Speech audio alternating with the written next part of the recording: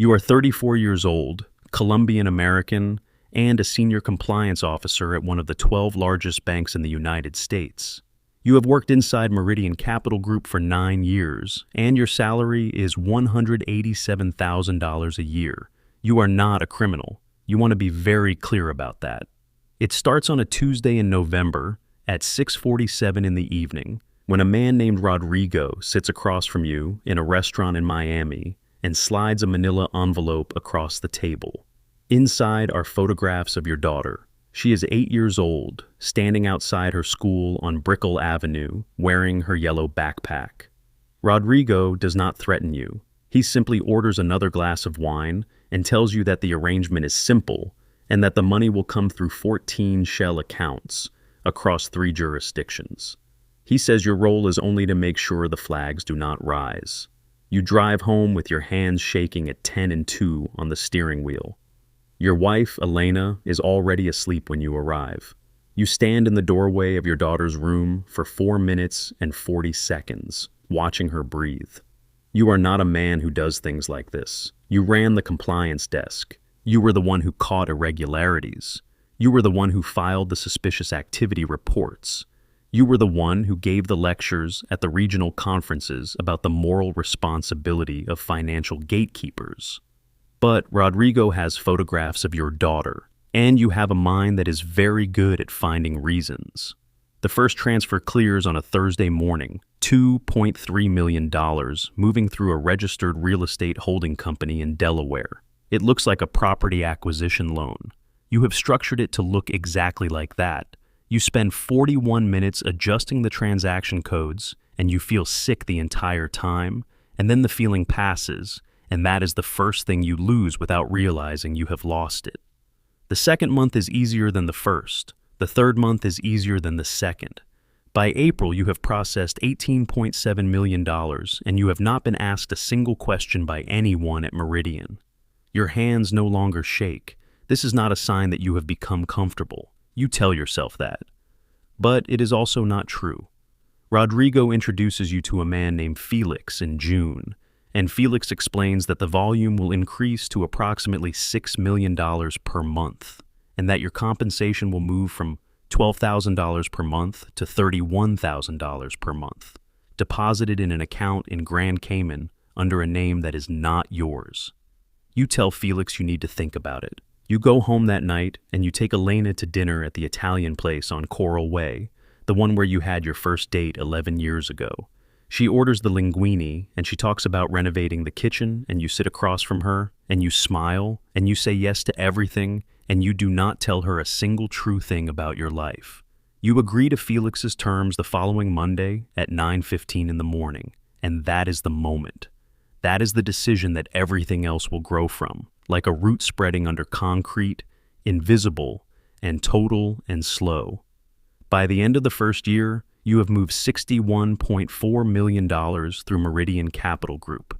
None of it has been flagged. You have become an expert at making dirty money look tired and ordinary and institutional. You understand the system better than anyone because you built half its defenses yourself. You are not proud of this, but you are good at it, and there is a quiet, terrible satisfaction and competence that you cannot fully suppress.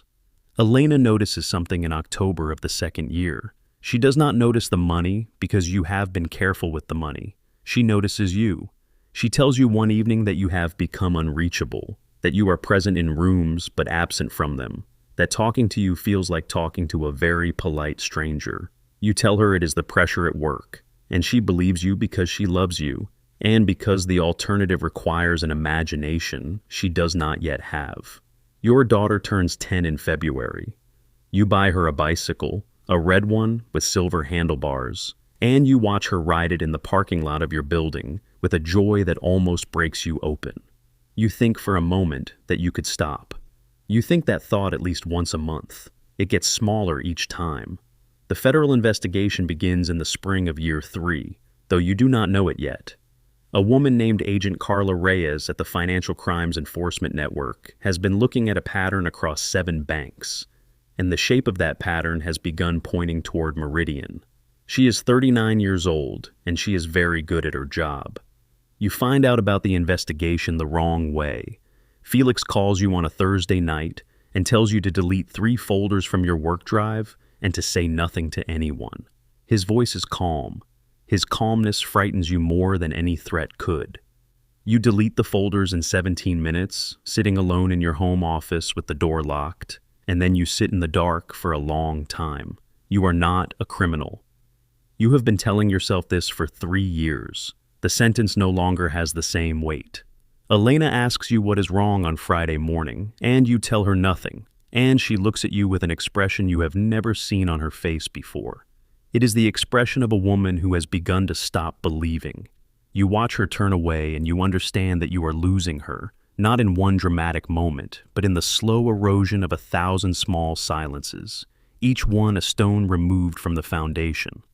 The knock on the door comes on a Wednesday at 6:20 in the morning in May of year 3. There are 4 agents. They are polite. They show you their credentials and they ask you to come with them. And you do, because there is nothing else to do. Elena stands in the hallway in her robe, and she watches you leave, and your daughter is still asleep upstairs, and you think about the red bicycle in the parking lot. The indictment lists $74.2 million laundered across 31 months. It lists your name as the primary facilitator inside the institution. Rodrigo is never found. Felix cooperates and receives a reduced sentence. You are charged with money laundering, bank fraud, and conspiracy. Your lawyer tells you the government's case is substantial. He tells you to be realistic. He says this with the careful voice of a man delivering a terminal diagnosis. You sit in a federal holding room on a Thursday afternoon, and you think about the compliance lectures you gave. You think about the words moral responsibility. You think about the look on Elena's face in the hallway that morning, and you understand that you did not protect your daughter by doing what Rodrigo asked. You exposed her to the world you were trying to keep her from. You became the danger you were afraid of. You are 42 years old now, and you are sitting in a place that smells of institutional cleaning product and regret, and you understand the full architecture of everything you chose.